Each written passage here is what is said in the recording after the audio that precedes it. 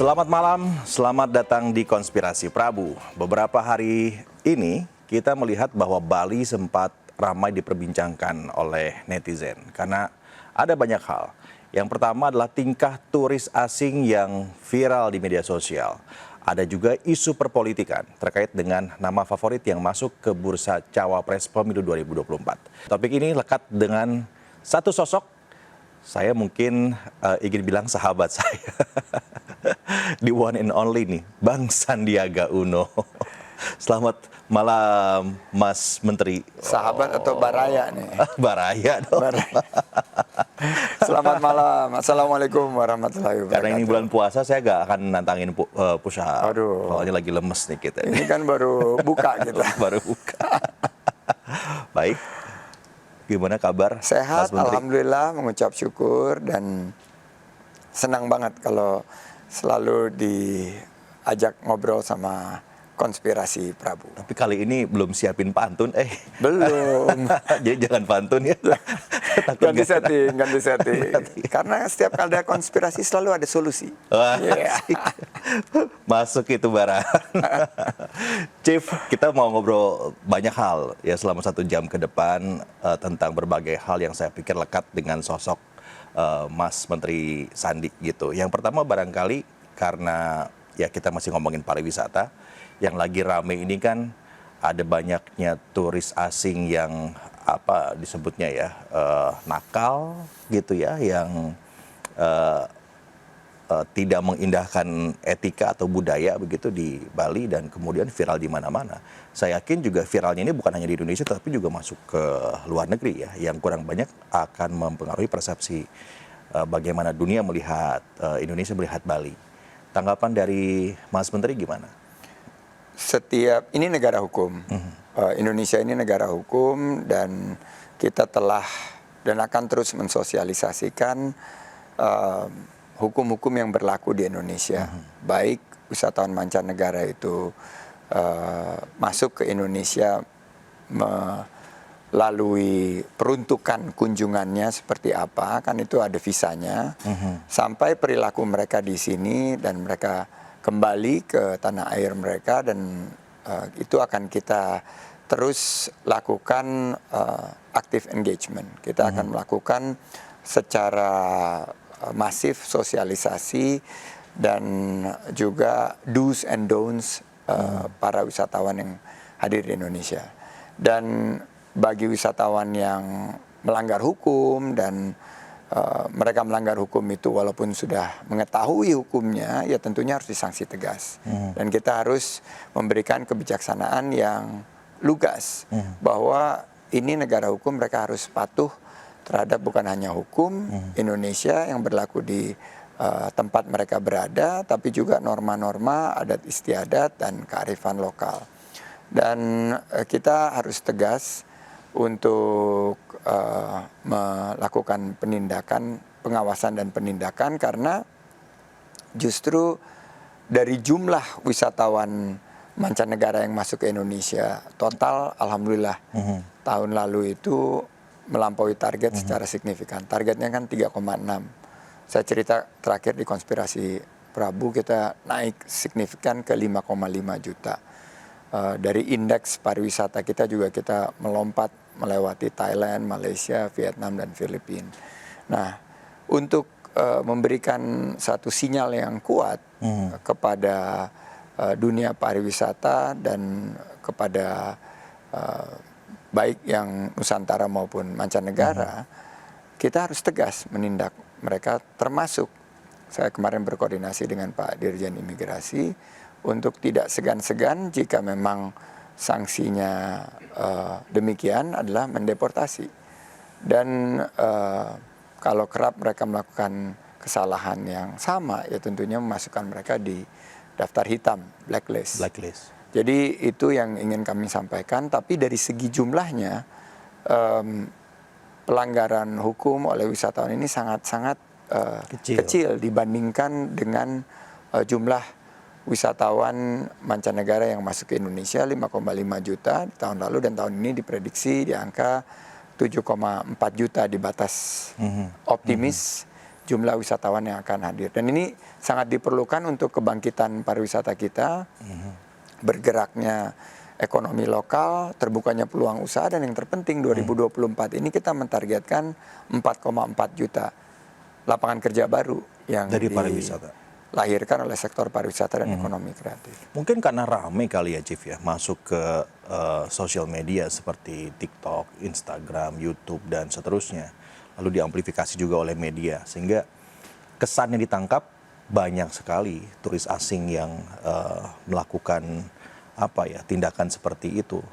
Nah ini kan akan mempengaruhi persepsi yang tadi saya katakan gitu Chief. Sementara itu target pariwisatanya kan lagi dikaldu ya, dikali dua. Anggarannya dimindu ya, di minus 2, minus 20%. Ditambah lagi dengan persepsi ini, dengan citra yang muncul, dan yang terbangun kan masyarakatnya juga menolak gitu, turis-turis seperti itu. Nah Chief, bagaimana nih melihat atau membangun strateginya? Karena persepsi tetap harus dijaga baik untuk Bali terutama. Yang kedua juga target tetap harus dicapai dengan anggaran yang dikurangi tadi itu. Ini kan harusnya inherent semua nih Chief gitu. Apa yang dilakukan untuk itu? Yang menjadi harga mati itu adalah kesejahteraan masyarakat Indonesia, kepentingan NKRI. Jadi kita harus memastikan bahwa persepsi ini kan 99% dari realitas itu adalah persepsi kan. Yes. Jadi begitu kita melihat apa yang menjadi persepsi kita, itu harus dijaga. Makanya narasinya ini harus kita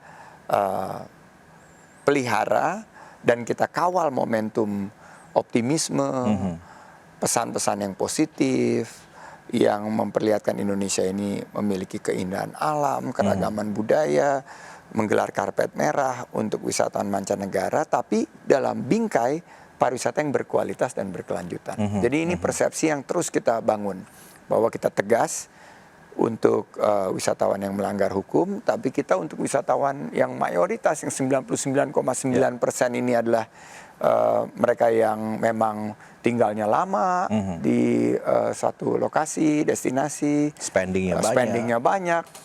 Data-data terakhir dari Eropa, spending dari Jerman misalnya 4 kali lipat spending dari wisatawan sebelum pandemi. Dulu kita menaksir antara 1.200 sampai 1.300 dolar Amerika Serikat per wisatawan, per visit. Sekarang angkanya dari kemarin kita ITB Berlin menunjukkan potensi mencapai 4.000. Berarti ini hampir 3 kali lipat. Berarti ini meningkat secara signifikan dari segi dampak terhadap kualitas belanja mereka kepada ekonomi lokal, sehingga itu akan membuka peluang usaha dan lapangan kerja lagi. Kemarin ini kan di Bali terutama dan di destinasi lainnya, jutaan lapangan kerja hilang waktu saat pandemi. Ini sekarang kita lagi mengawal momentum untuk penciptaan peluang usaha dan pembukaan lapangan kerja, kesempatan kerja bagi mereka. Ini yang harus kita jaga. Kita ada 6 Poltekpar, Politeknik Pariwisata di lingkup kementerian, dan di sini kita melihat bahwa hampir semua lulusannya itu waktu lagi wisuda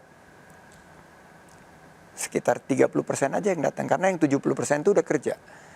Jadi mereka itu mengambil ijazahnya itu nggak saat wisuda, karena mereka sudah diserap oleh lapangan kerja.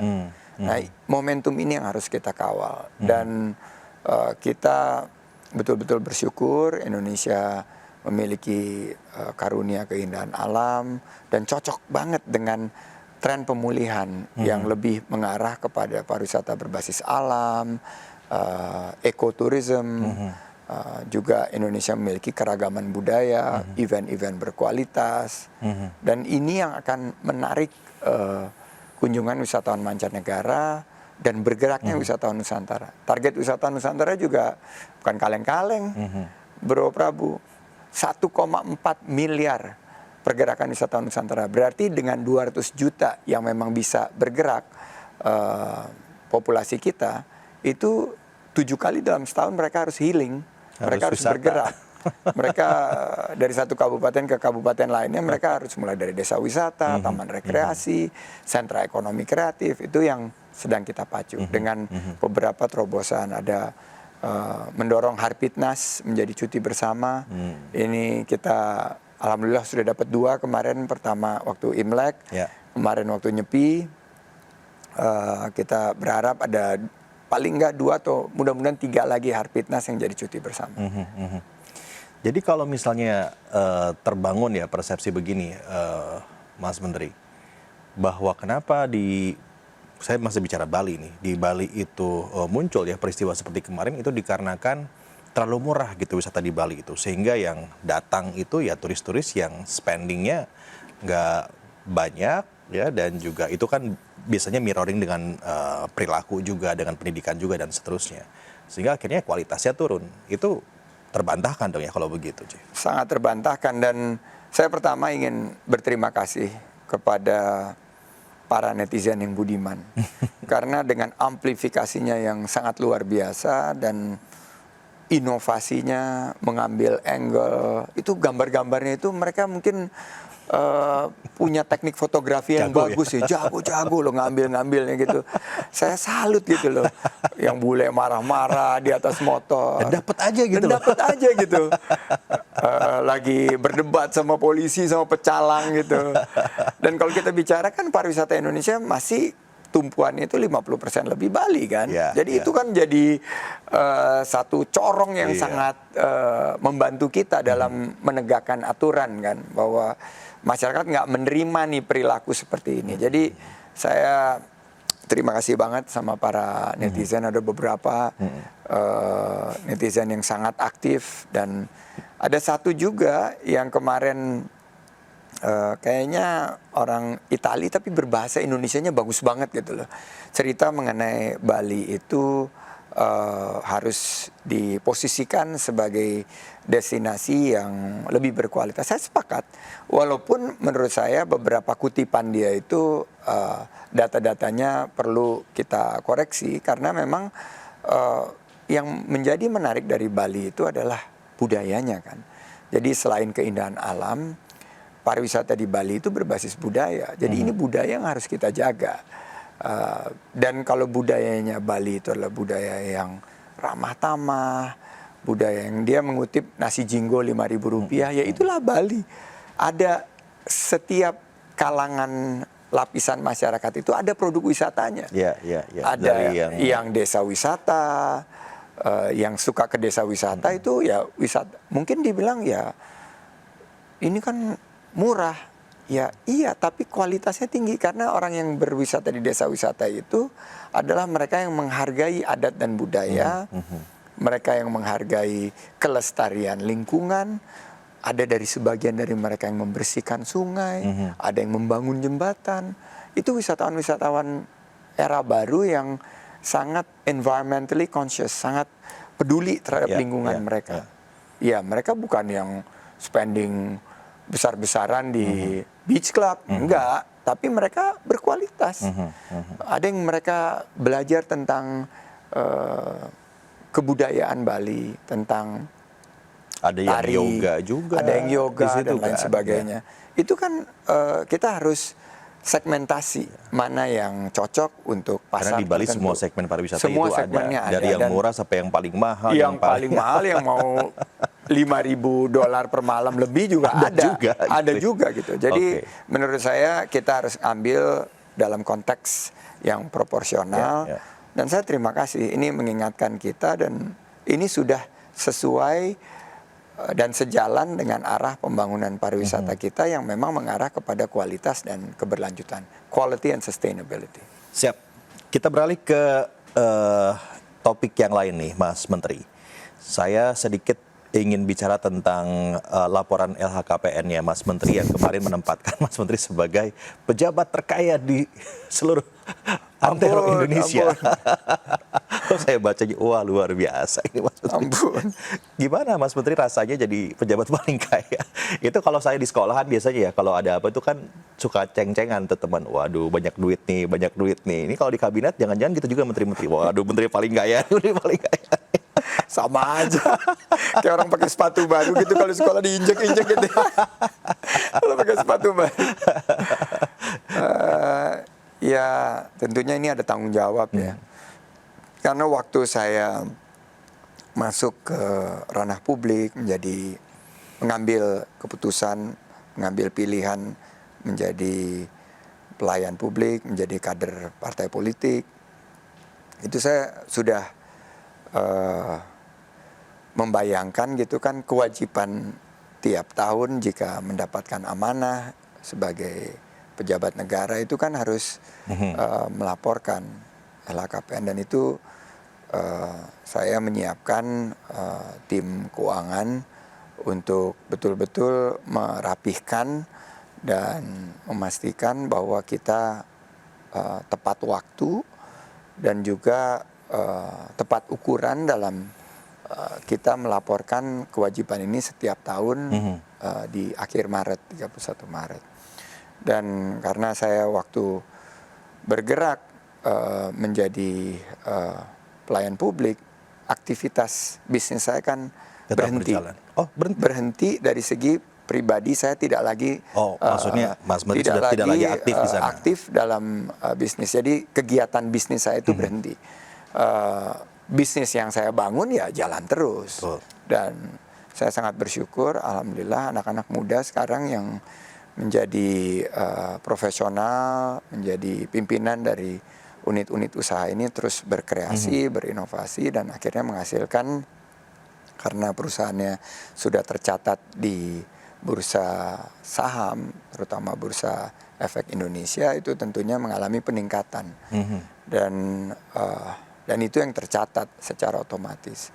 Jadi ini yang tercatat karena kita harus berterima kasih ekonomi Indonesia juga meningkat dan membaik dan menjadi ekonomi yang bisa tumbuh 5,3% tahun lalu dan menciptakan di sektor pariwisata dan ekonomi kreatif lebih dari 2,2 juta lapangan kerja.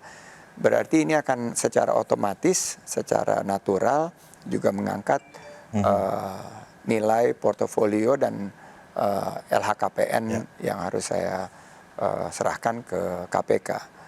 Dan tentunya ada juga kesempatan saat COVID kemarin yang turun drastis, atau saat waktu Pilpres 2019 yang turun drastis gitu. Jadi ya memang itulah saya syukuri, dan ini kan semuanya titipan kan, yang betul-betul memiliki itu yang Maha Kuasa. Jadi kita harus kelola dengan baik di bulan Ramadan ini, apalagi bagaimana kita bisa berdampak memberikan keberkahan, kebermanfaatan bagi masyarakat luas.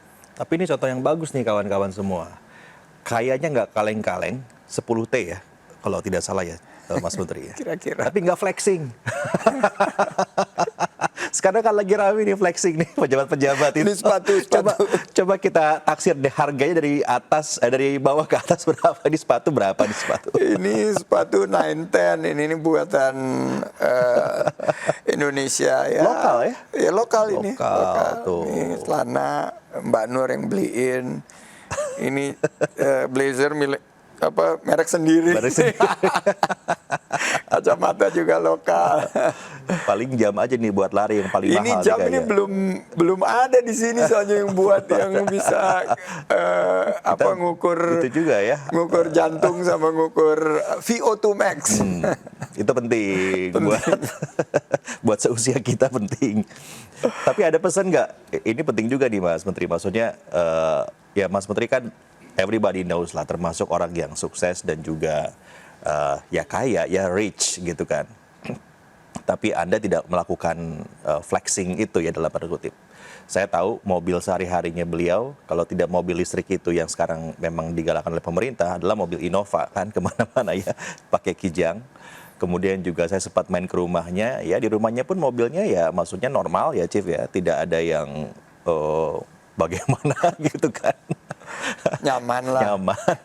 Sarapan di rumahnya pisang goreng. Biasanya kalau saya disuguhi sarapan sama Mas Menteri. Atau ada buah durian. Nah, rame-rame sama teman-teman. Apa nasihatnya seorang Sandiaga Uno untuk para pejabat-pejabat ini yang punya harta ya mungkin cukup banyak, tapi juga kalau dibandingkan Mas Menteri jauh ya. Tapi kerap flexing.